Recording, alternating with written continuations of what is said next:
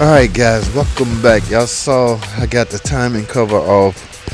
Ran into a little obstacle, man. I don't know. I had to pry that thing off pretty hard. And I had to make sure all the bolts was removed before I do it. But guys, let me show y'all something. Okay. I don't know if you're familiar with the timing setup on this Hemi. But there is supposed to be a guide right here, guys. Okay, now the whole point of replacing this guide and timing chain is it's redesigned parts. Okay, they've been redesigned. I guess they're stronger. All right, but anyway, it's too late. Now here's what I was wondering. I'm like, wait a minute. I had to stop and say, wait a minute. I drove this car in. So guys, let me tell you how this car is running. In order for it to stay in time, this tensioner is pegged out. Okay, just to take up the slack that used to be right here, or it's supposed to be right here. This whole guide is missing. So look at the chunk that's chewed out of here right here, guys. Wow. So when I remove it, I saw a black piece right there. Y'all see this black piece? Let me go and take it out. It was just laying down in here. I'm like, where the hell did this come from? I don't do these all the time, so I don't know how this look. Or I don't know what to expect or what it's supposed to look like. But this is a piece of the old guide, guys, that goes on this side. Now, here's my new parts. So technically, they want me to replace the guide. Both guides, this guy and this guy, and the chain. But the only problem, how am I now going to mount this guide up the way it's supposed to? The bolt that holds this guide, guys, this broke off in there. Alright, so, and you can see in essence it's ruined this. So I am stuck between a rock and a hard place. Not so much I'm stuck because my car is running. I don't know how Chrysler or FCA handles like this when now, because it drove in, it appears there was nothing wrong with it. Okay, customer, this is gonna be the customer argument. I can tell you right now. Well, I drove it in, y'all telling me I can't drive it out. Just put it back together. Then we will become liable, guys. So I have to stop right here. Somebody has to make a judgmental call. All right, I'm not about to try to fight to get this bolt out of here. The way it sits, the way it stands. Let me see something. It just started chewing into the. How is that possible?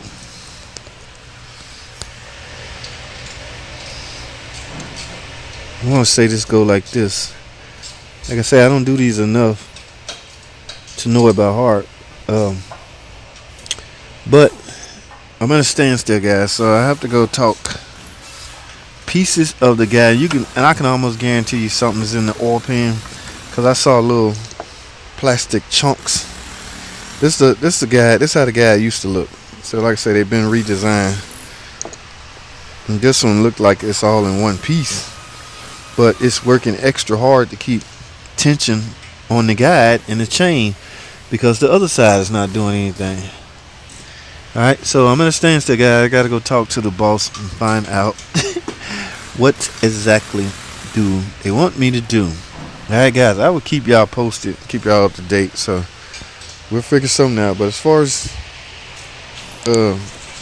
yeah, we got the timing cover off. You take a look at that seal. Somebody had just put a water pump on it.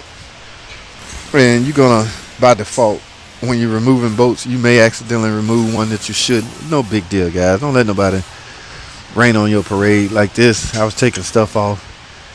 This just holds the water pump to the cover, but you don't know that, okay? It ain't like you do these daily, so just tighten those back up when you get ready to install it. All right, guys. Now I'm back at this car. I just went and talked to a couple of senior techs and the manager. We're going to find out what FCA going to do about this, guys. So let's talk right quick. I'm going to tell y'all my thinking behind this whole thing. Okay, that's the cover right there. Now y'all remember in the beginning of me, the very first time I brought the car in, I told y'all they had a misfire in cylinder 5. Yeah, right here. Okay, misfire, cylinder 5. They done throw coils in it, new spark plugs, new coils. So the problem is internal. Yes, I ran a compression test. Compression was low, but I only did that one cylinder, so I really have nothing to compare it to. Y'all see this right here? That's from that chain slap. The timing chain been slapping up against there, guys. All those shavings that come off that oil pump is now in the oil pan. I can't reuse this oil pump, guys. Not with good conscience, okay? So one of two things. I either need a lot of parts or a complete engine. Now, let me finish telling you about the misfire, guys. What I suspect happened or what's going on is there's bent valves, guys.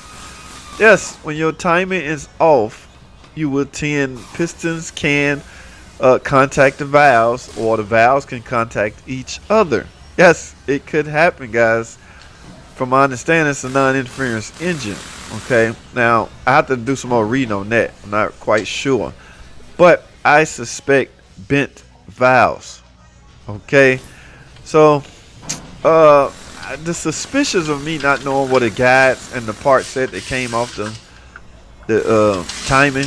I went and grabbed my magnet, guys. I decided to go fishing a little bit. Now that's the pickup tool right there, so we tend to take that off and leave it laying there for the time being.